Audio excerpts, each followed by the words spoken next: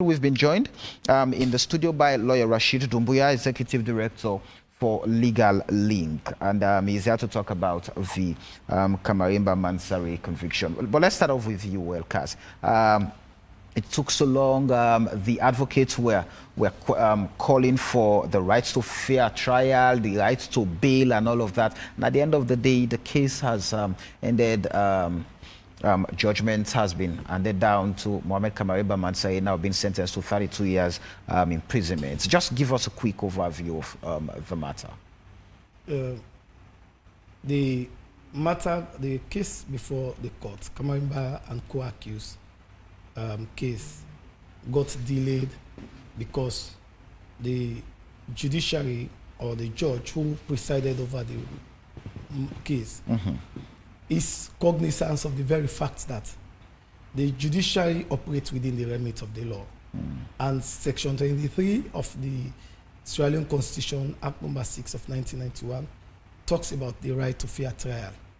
And if that right was trampled upon, I don't think whether that matter will have taken that long, because the court or the judge gave him ample time to an extent that the matter was first closed, opened his defense, closed, opened it 3 times.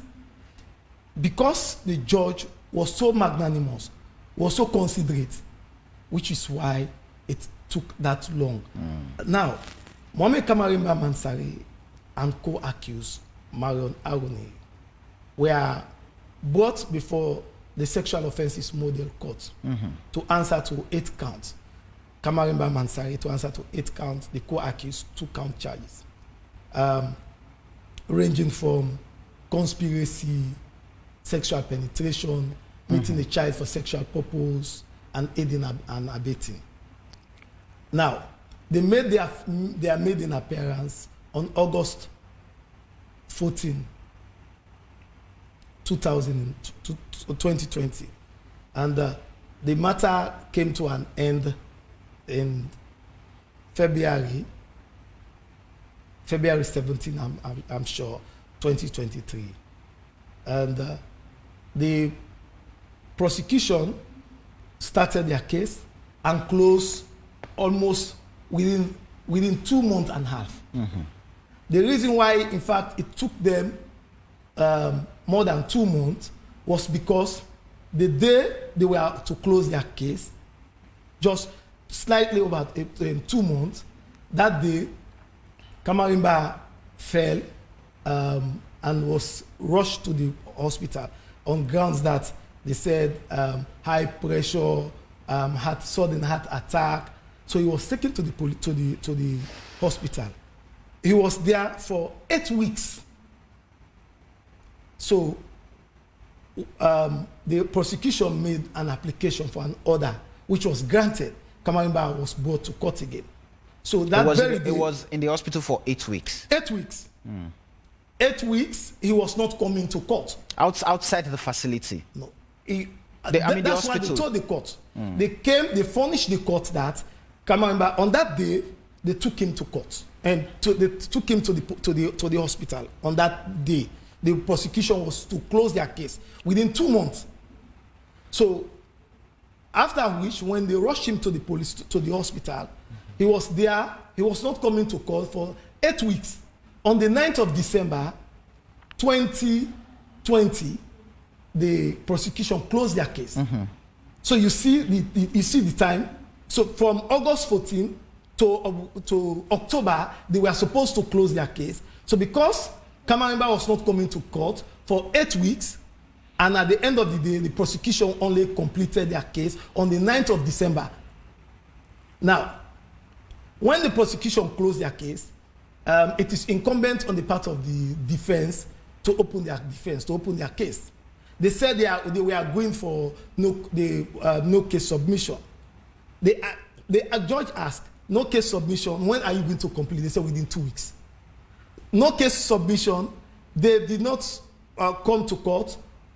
In May, from December 9th, the prosecution closed their case. Until May, this is now 2021. Throughout 2021, Kamarainba was in conduct. Kamarainba's lawyers, they were in conduct of their case. Throughout 2022. The prosecution told the court that, the defense Kamarainba said he has 62 witnesses. Later, they had to review it from 62 to 19, from 19 to 12. So, fortunately, he brought in, including himself, 12 witnesses. The prosecution brought in 11 witnesses. Kamarainba, 12 witnesses, and the co-accused, 2 witnesses. So the long and short of it all is that at the end of the day, Kamarainba was granted bail in 2021 in September 7th, and the matter was closed. After which, judgment was delivered and they found him guilty of all the count charges. For count 1 and count 8, 15 years.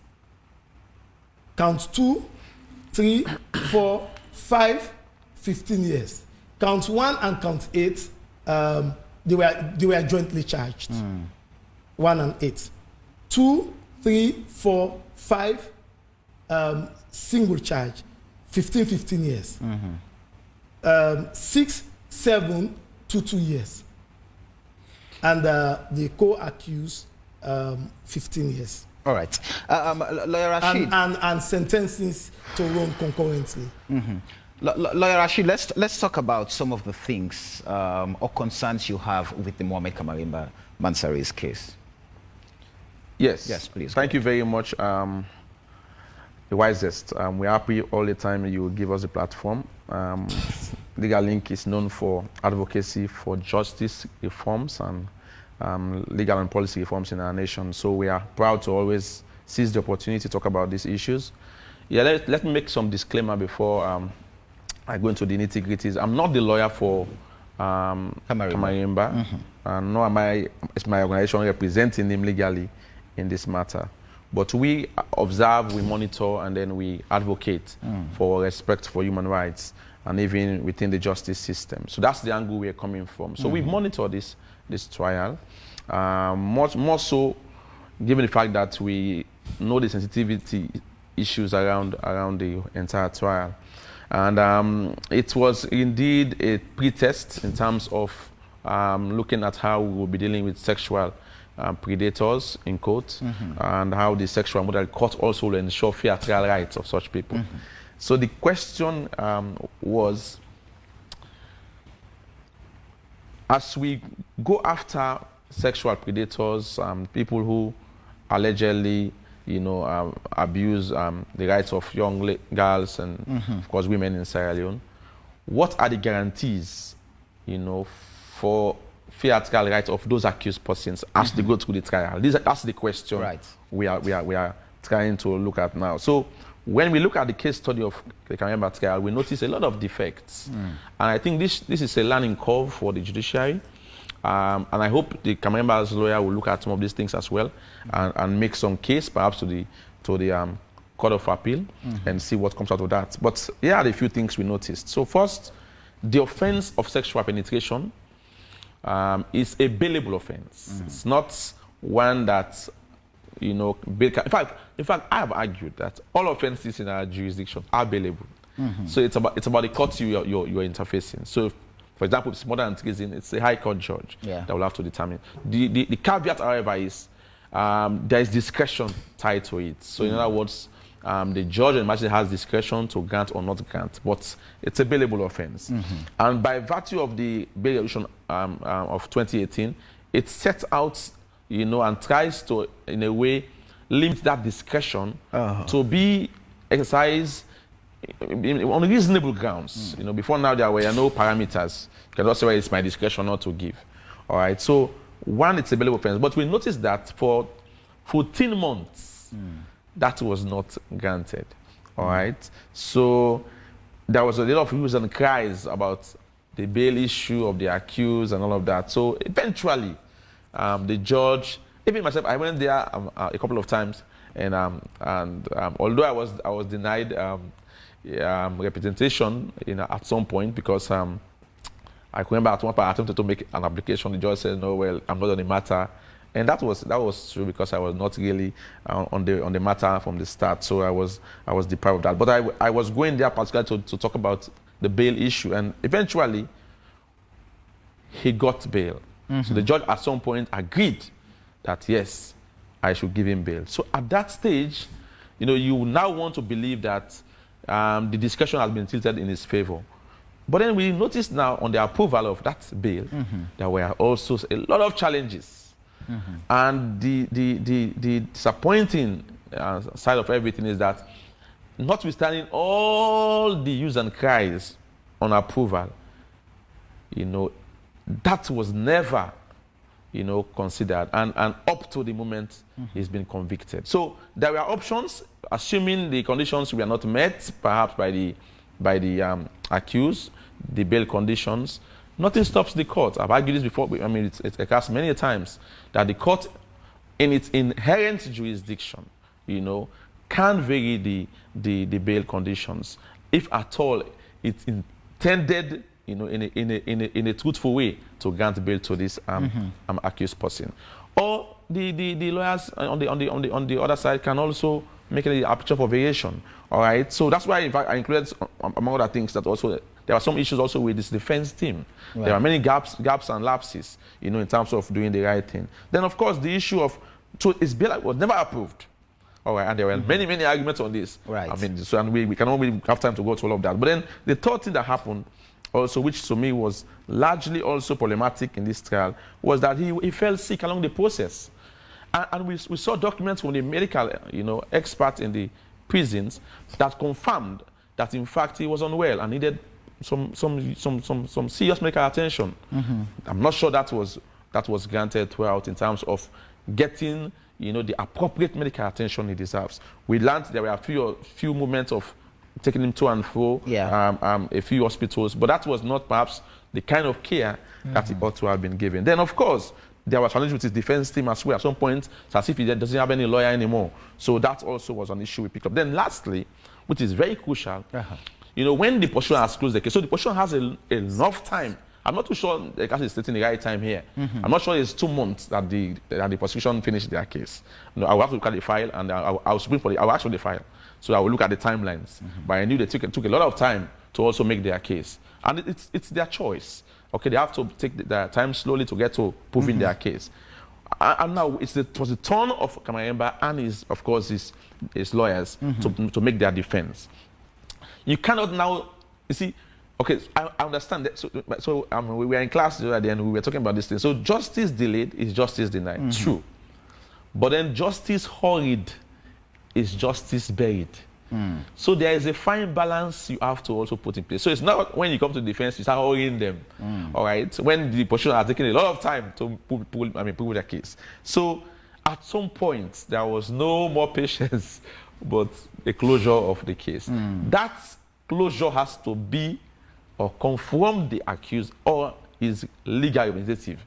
Not one that the court can just close arbitrarily. There should be good reason for doing so. Right. So, and I think that is something also we have to talk about, and could be a ground for appeal, whether in fact this closure of his defense was done with his consent or not, and whether in fact the issues were dealt with properly and the like, and whether his fair rights we are really guaranteed as provided for under the Constitution, Article 23, and 4 of the Constitution. So all of these things, because remember in our jurisdiction, we have taken the English, model where we have to presume the accused innocent until he's proven guilty by a competent court of law. And that presumption must be seen throughout the trial until conviction. So, in essence, we should not be persecuting people. We should be prosecuting them. So, for example, on the issue of bail, and I think this argument, I've taken it to another level, to also perhaps attack the laws. So again, as much as we are blaming the courts, we also know there are structural problems that are enabling this travesty to fester. So for example, now we have a law Section 79 of the Criminal Procedure Act of 1965 that enables this travesty to fester. 79, 1, 2, and 3. They give discretion on bail, all right, to the judges or magistrates. So we are saying, today we have seen someone who had gone through an entire trial for almost 3 years or more, and still bail issue was not addressed successfully. All right, so to me, it's something that we must look at seriously. Not necessarily about Kamarainba now, we're looking at what are people who are also perhaps going through similar situations. We don't want that to happen in our jurisdiction. Imagine if he had been convicted and all of his rights were guaranteed. Today, many people will not be saying anything other than... What are the attendant effects of, for example, the fact that the defense was hurried to, to close the case and all of that? What are the attendant effects of that? Yes, so again, the same, it's about equity of arms. The judge or the courts must be seen to be impartial in terms of according the same privileges as they did for the prosecution to the defense as well. So, for example, if there were issues about the health and well-being of the accused, there should be that patience and candor to also understand that, because really it was not him that was saying he was unwell. That we have medical evidence from state-sponsored medical experts telling us this, not him waking up one day and saying, I'm not well, I can't come for the trial. There were factual things. And I also saw a written letter to the court by the medical expert explaining his medical condition. So that should not be dismissed, as if it's not anything to write home about. That's a factual thing, and we have to consider all of these issues. So we are saying Sierra Leone has signed many international covenants that guarantees free article rights. We are part of the ICCPR framework. Even the African context, we are part of the African Charter on People's Rights.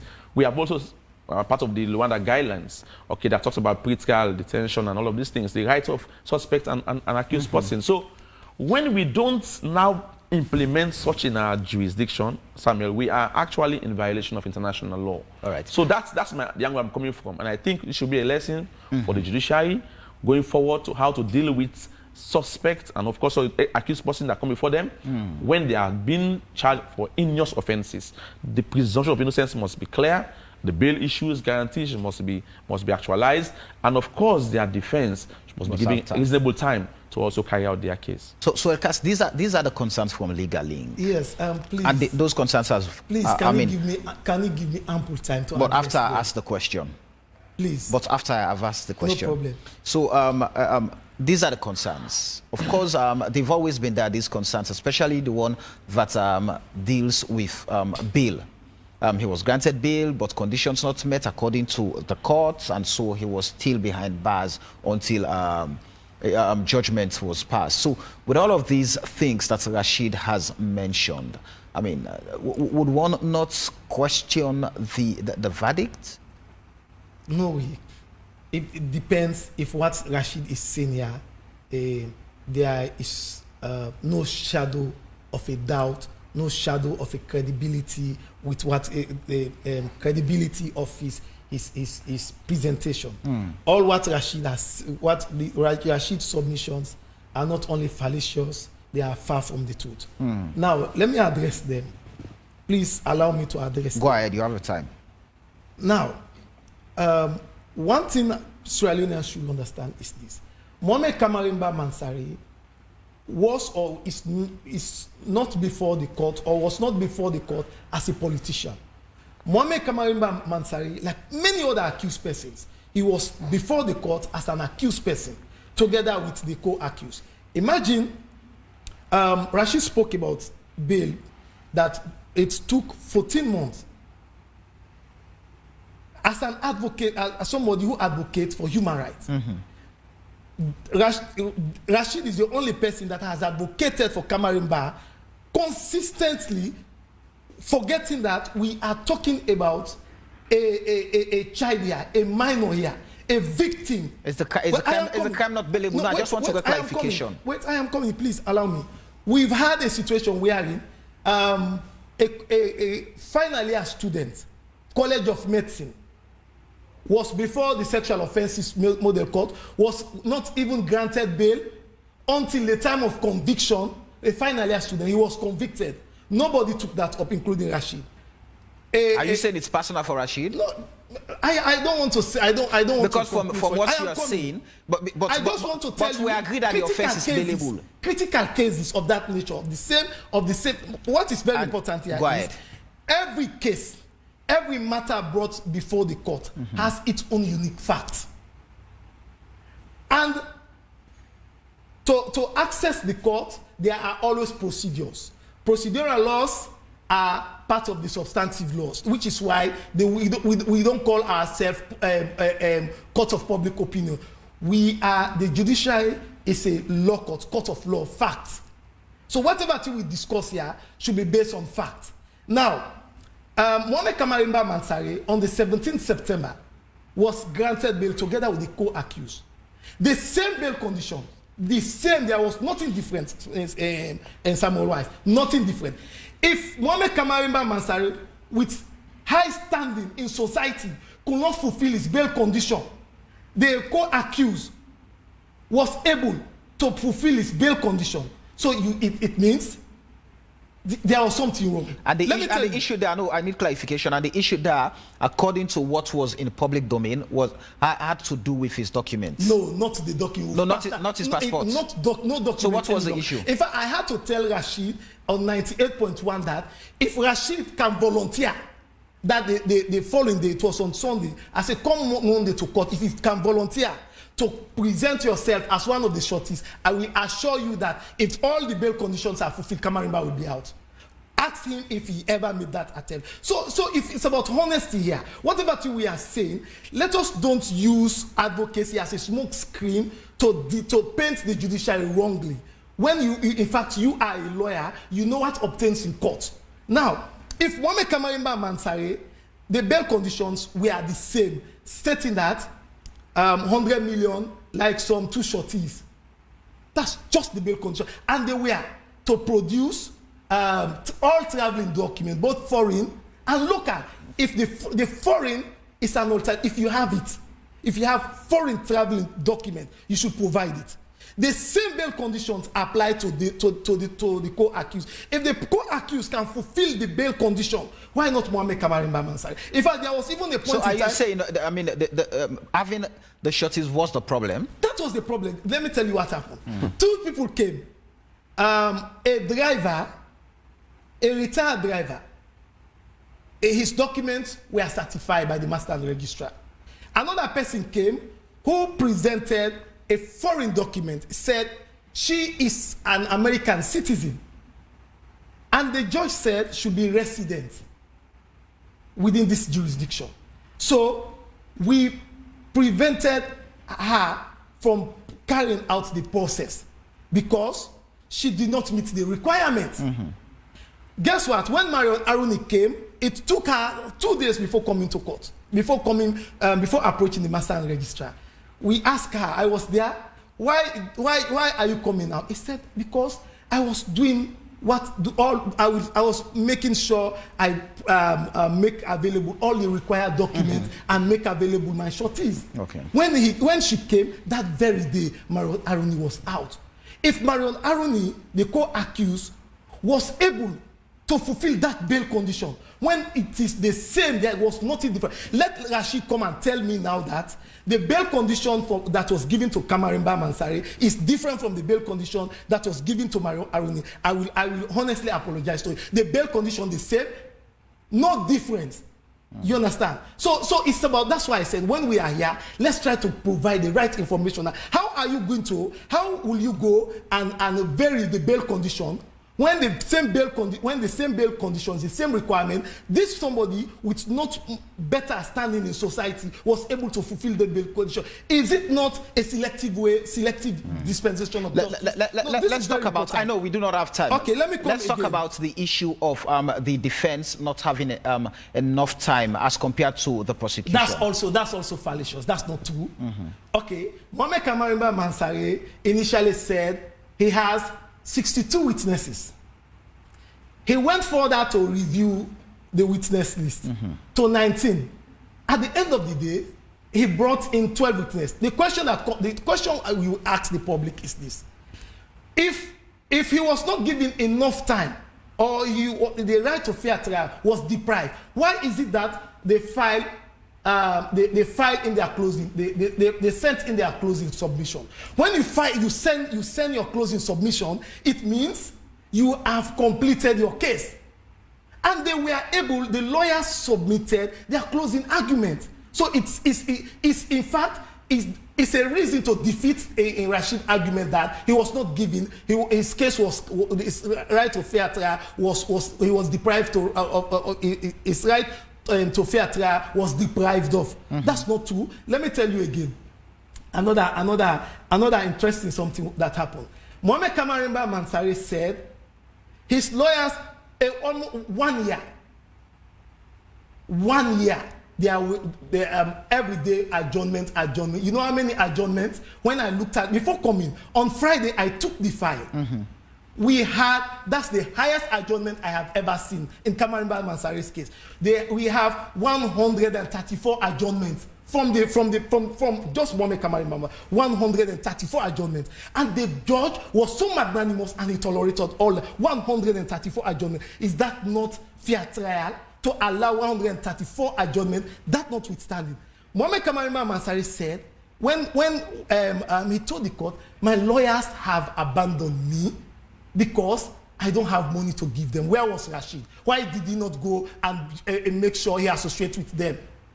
Because he was not, based on procedural ground, which was why the judge did not accept him. But if he had actually wanted to pick up that case, just file change of solicitor. You pick up the case, then you will be in good position to provide better argument. That's what Kamarainba said, that his lawyers abandoned him. He said that in the presence of the court. But Rashid also mentioned that, I mean, there were gaps. On procedural grounds. Rashid mentioned there were gaps even with with Kamarainba's defense team. So he is not oblivious of that. So therefore, it's not the blame is not the judiciary. The blame is not the judiciary. Mohammed Kamarainba, let me give you details about let me give you details from the record I have. Mohammed Kamarainba Mansari was indicted on the 14th of August. He came to court on the 18th of August, 2022. Then the prosecution closed their argument on the 9th of December. 9th of December. That's what the prosecution. You know why it was 9th of December? Because I told you, Kamarainba Mansari stopped from coming to court for 8 weeks. So instead of the prosecution closing their case within 2 months, it was almost now in December because of the ill health condition of Mohammed Kamarainba Mansari. Moving forward, they said they are going for no case submission within 2 weeks. They completed that in May. Let me look at the date, 25th May. Two out 2021 and 2022, there was always delay. You know what happened? Mohammed Kamarainba Mansari, initially the judge decided to close the case, to give opportunity to the co-accused to open her defense. You understand? Right. So within that process, Mohammed Kamarainba Mansari again came with the lawyers. They pleaded with the court. The court actually allowed them to proceed again. All right. One time, 2 times. Let's wrap up, gentlemen. Rashid, quickly. Yes. So I have advised myself. Whenever I'm in the studio with Elkas, I will not go personal with him. Right. Because I respect his office. And I know his limitations because he's not a lawyer. He doesn't understand legal issues practically. So he's trying and we recommend him and we are going to help him grow.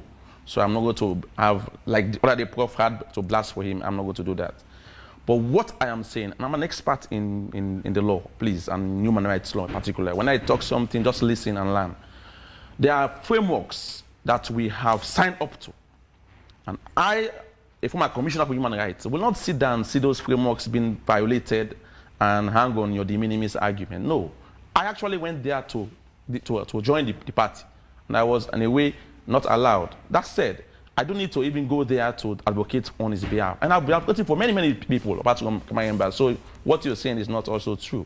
All right, we have our reports that shows you many people we have entered appearance for and defended. So, but the issue, and then it's really wrong to start treating his his political career as if it's nothing.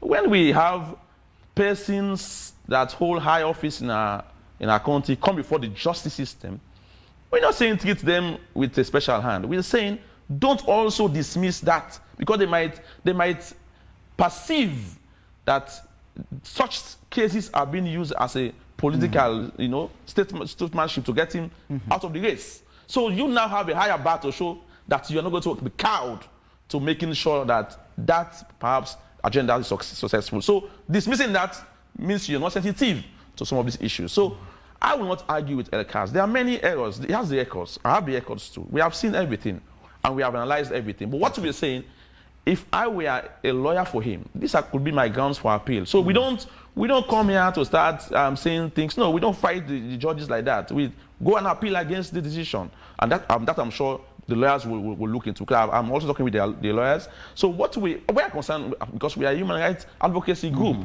We want to see the courts do better. There are many judgments today that we are all ashamed of that have come from the courts in past and in the present government. So we are saying enough of the travesty. You are a sucker of hope. When you deal with issues, the rights of the accused as the rights of the complainant and the victim ought to be respected throughout the trial. We're not here saying Kamarainba alone. We are talking about also the rights of the complainant. All right. So Elkas' position, I understand with him. Yes, he is a spokesperson. Let me finish, please. Let me finish. He's a spokesperson for the justice system, the judiciary. So he has been paid to do what he's doing. So I can understand. All right. But I will not advocate with him anymore. Yeah. I will stay on the issues. Thank you. And make sure he grows going forward. What I know is that being born in a garage does not qualify you to be a motor car. You apply, you have a responsibility. Same way like me. Very low. Listen, can I go ahead, you do not have time. Yes. Now, as a court, we have a duty. Our duty is to making sure that we give free access, free hands to those approaching the court. We have challenges. But what is important here is that the commitment, the willingness to making sure we provide justice for persons, dissatisfied persons, aggrieved persons before the court.